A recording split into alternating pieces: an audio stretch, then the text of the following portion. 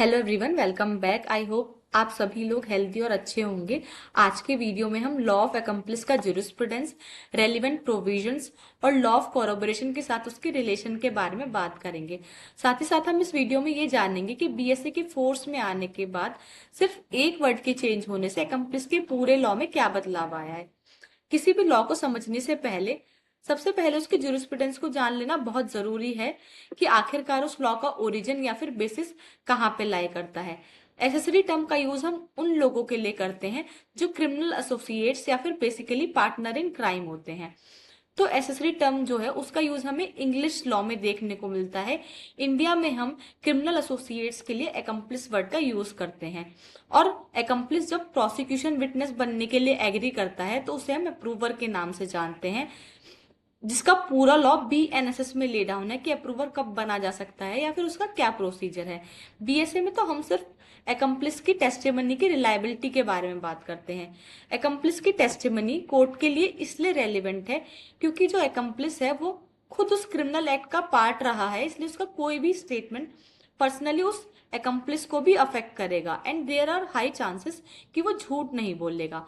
साथ ही साथ बहुत सारे केसेस में जहाँ पे डायरेक्ट एविडेंसेस नहीं है, सिर्फ सर्कमस्टेंशियल एविडेंसेस ही अवेलेबल हैं, वहां पे क्रिमिनल एसोसिएट्स की जो टेस्टिमनी है वो उस केस को डिसाइड करने के लिए काफी हेल्पफुल रहती है।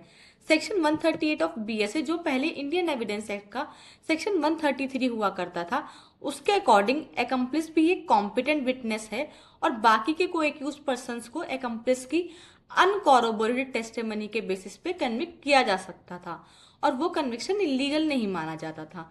लेकिन हमारे एविडेंस एक्ट के सेक्शन 133 में और सेक्शन 114 में, जो कि मे प्रिज्यूम के लॉ से डील करता था, उसमें लिखी हुई इलस्ट्रेशन बी के बीच में एक एनामली या फिर कॉन्ट्राडिक्शन एग्जिस्ट करता था, जहां एक तरफ सेक्शन 133 रूल ऑफ लॉ ले डाउन करता था और उसके अकॉर्डिंग एकम्प्लिस की अनकॉरोबोरेटेड टेस्टिमनी के बेसिस पे बाकी के को एक्यूज पर्संस का कन्विक्शन किया जा सकता था। वहीं सेक्शन 114 के साथ attached illustration B rule of prudence lay down करता था कि कोर्ट ऐसा प्रिज्यूम कर सकती है कि एकम्प्लिस की टेस्टिमनी पे भरोसा नहीं किया जा सकता जब तक उसकी टेस्टिमनी का मटेरियल कॉरोबोरेशन ना हो जाए। ये सेक्शन बी प्रिज्यूम वर्ड का यूज करता है। इसका मतलब है कि कोर्ट बाउंड नहीं है ऐसी कोई प्रिजम्पशन रेज करने के लिए।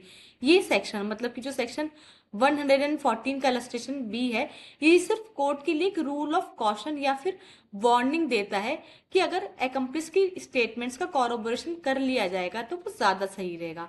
तो ब्रॉडर पिक्चर ये है कि दोनों प्रोविजंस कहीं ना कहीं एक दूसरे के स्टार्क कॉन्ट्रास्ट में है या फिर कॉन्ट्राडिक्शन में है, जिसे आगे चल के सुप्रीम कोर्ट ने एक लैंडमार्क जजमेंट में डिसाइड किया था। उसे हम आगे की स्लाइड्स में पढ़ेंगे। सबसे पहले हम एकम्प्लिस की रिलायबिलिटी के बारे में बात करते हैं। तो एकम्प्लिस की जो रिलायबिलिटी है वो सबसे पहली बार बरकत अली वर्सेस क्राउन के केस में डिस्कस की गई थी, जहां पे कोर्ट ने कुछ रीजंस दिए थे कि इन ग्राउंड्स के बेसिस पे हम एकम्प्लिस की सोल टेस्टिमनी पे रिलाय करके कन्विक्शन का एक जजमेंट पास नहीं कर सकते।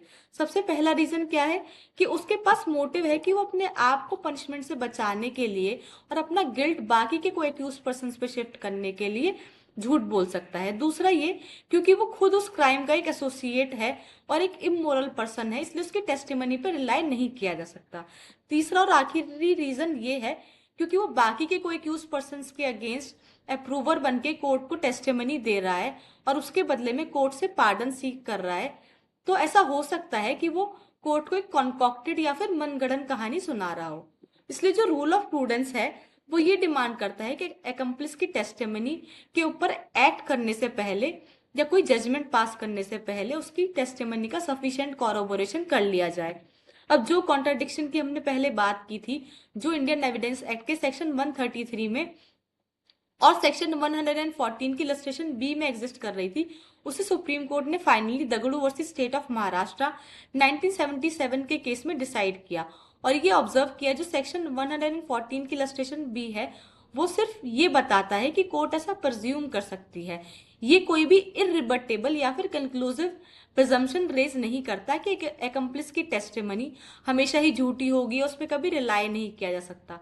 इसलिए जब हम सेक्शन 133 को और सेक्शन 114 की इलस्ट्रेशन बी को एक साथ हारमोनियसली पढ़ते हैं तो कंक्लूजन ये निकलता है कि ऑल्दो जो एकम्प्लिस है वो कॉम्पिटेंट विटनेस है और उसकी अनकॉरोबोरेटेड टेस्टिमनी पे भी हम बाकी को एक्यूज पर्सन को कन्विक्ट कर सकते हैं, लेकिन अगर उस एकम्प्लिस की टेस्टिमनी पर थोड़ा भी सस्पिशन या फिर डाउट रेज होता है तो उसे बिना कॉरोबोरेट किए उस पर कन्विक्शन का जजमेंट पास करना ठीक नहीं होगा। This means by virtue of old law corroboration is always a matter of prudence and not law. अब हम ये समझेंगे कि आखिरकार लॉ ऑफ कॉरोबोरेशन में और एकम्प्लिस के लॉ में क्या रिलेशन है। मारवाड़ी किशोर परमानंद वर्सेस स्टेट ऑफ गुजरात 1994 के केस में ऑनरेबल सुप्रीम कोर्ट ने ये कहा था कि हम ओरल टेस्टिमनीज को 3 पार्ट्स में डिवाइड कर सकते हैं।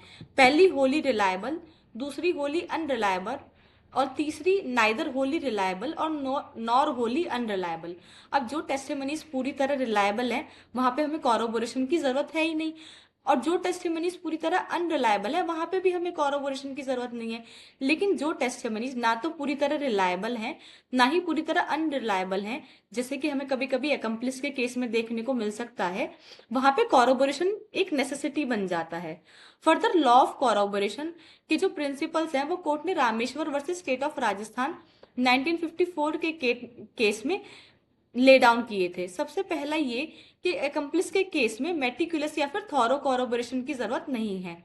दूसरा ये कि एकम्प्लिस की जो टेस्टिमनी है उससे ऐसा नहीं लगना चाहिए कोर्ट को कि वो अपने आप को तो बचा रहा है और बाकी को एक्यूज पर्सन को इम्प्लीकेट कर रहा है या फिर उन्हें फंसा रहा है। तीसरा ये जो एकम्प्लिस की टेस्टिमनी है उसका कॉरोबोरेशन उसके प्रीवियस स्टेटमेंट से नहीं किया जा सकता जो उसने कभी पुलिस ऑफिसर को दिए होंगे, जो हम BNSS में प्रीवियस स्टेटमेंट्स की बात करते हैं।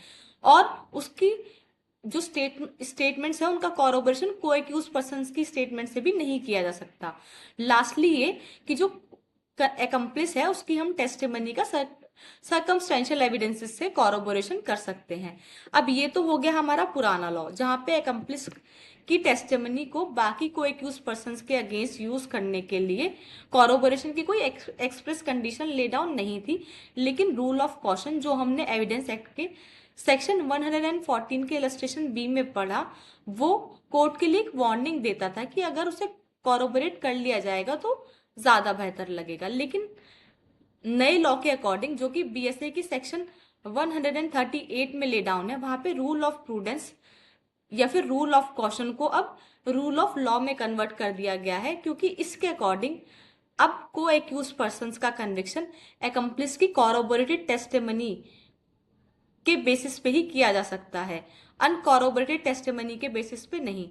सो फाइनली अब सेक्शन 138 BSA में और जो इंडियन एविडेंस एक्ट का सेक्शन 114 था वो अब 119 हो गया है। तो 138 BSA में और 119 की इलस्ट्रेशन बी में अब कोई भी कॉन्ट्रडिक्शन एग्जिस्ट नहीं करता, क्योंकि दोनों एक ही लॉ ले डाउन करते हैं कि एकम्प्लिस की टेस्टिमनी के ऊपर एक्ट करने से पहले उसका सफिशिएंट कॉरोबोरेशन हो जाना चाहिए। That's all for this video. Thanks for watching.